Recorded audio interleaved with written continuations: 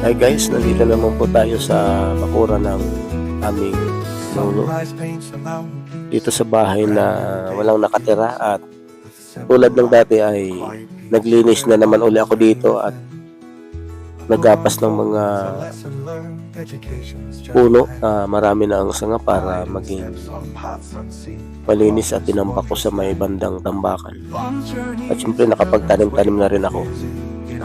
Pero nung kasi ako'y naglinis dito, naitambak na yung mga dahon at naitapon ko na rin yung mga bote ng plastic na mga soft drinks na tinapon dito, mga cup na tinatapon dito ng mga nagdadaan at iba-ibang basura. Pero meron ako dito na iwan na guma, exterior na gulong ng motor, at porque walang tao tinatapunan talaga ng iba dito at di man lang sila nahiya. At kung walang tao ay sinasamantala nila na pagtapunan nila. Kaya linggo-linggo na lang ito ay kumukuha ako dito ng mga basura at iniwan ko muna samantala yung guma dahil medyo malaki at di pa naman schedule ng pagtapon. Ang munisipyo kasi dito, ang LGU ay nagtatapon ng basura, mayroong truck, may schedule, hindi naman kahit anong basura lang, may schedule. Halimbawa ang guma ay Lunes, kaya ngayong Lunes tamang-tama, kaya kinuha ko ngayon ang basura dito para itapon ko sa tambakan ng basura para kunin ng truck ng LGU ng munisipyo. At dito naman, tingnan nyo naman, no, may bunga na, may bulaklak na ang guyabano. May mga prutas talaga dito. Ang baba lang dito ng guyabano at presko dito ang hangin dahil may mga halaman. Minsan ay pinuputulan ko lang ito ng mga sanga, tinagapasan ng mga damuan ko, ano, mga basura. Pinaalis ko ang mga basura dahil maiipon.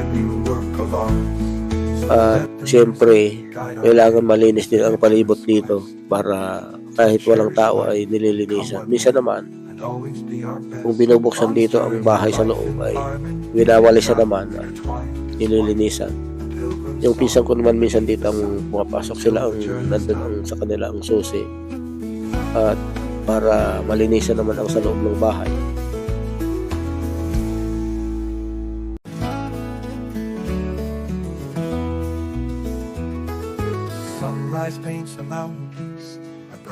At makikita nyo, ayan o, nakita nyo merong guma, merong yung ang exterior ng guma ng motor na palibasa ay walang tao ay sinasamantala ng iba na tinatapunan talaga. Hindi man lang nila tinitingnan na hindi kung may walang tao ay tatapunan na. Yun ang mahirap sa tao ay.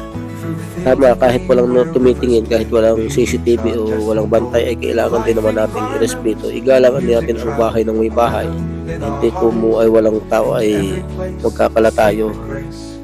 Dahil syempre meron din namang tumitingin dito na tao. Katulad namin dito ay chinecheck namin ito.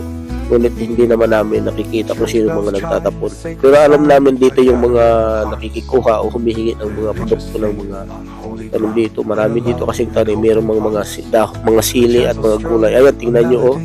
Ito ay nakakita ko dito ng 3 guma. Ngunit inuna ko na ang isang dalhin doon at hindi ko lang na-video. Pero yan, ito, 2 dito ngayon ang aking kukunin. At dadalhin ko ito doon sa tapunan ng basura, sa daanan ng truck para maidala sa tamang lugar.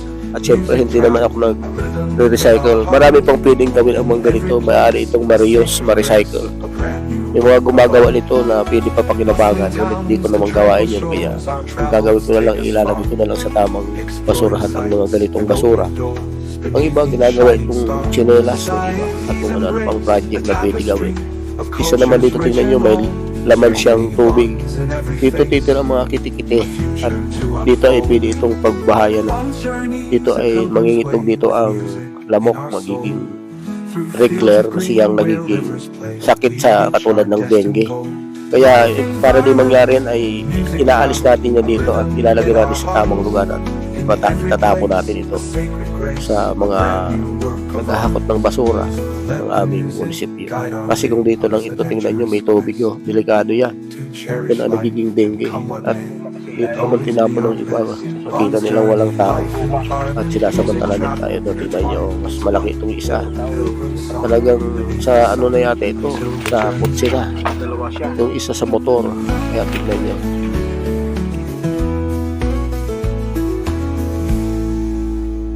Meron pang dalawa. Kaya nga sabi ko sa inyo, tatlo ang nakuha ko ditong guma. Nasa kabila yun, mas malaki. Iwan ko kung ba't dito. Siguro, nung mag-ayos ng kalsada dito, itong mga nakita ng basura, imbis na ilagay sa tamang lugar, nilagay dito sa gilid ng bahay ng aming lola. Tignan nyo, may dalawa pa. Ang isa kasi inuna ko nang itinapon at ito naman ang naiwan pa. Pero yung mga plastic ay nauna ko na kasi may schedule ay dadalhin ko dito sa tambaka ng gilid ng kalsada para sa truck na dadaan ng aming LGU ng municipal na truck ng basura. Tamang-tama ngayon ay Lunes, kasama ang guma sa maaring itapon sa schedule. Rhythm knocks on every door.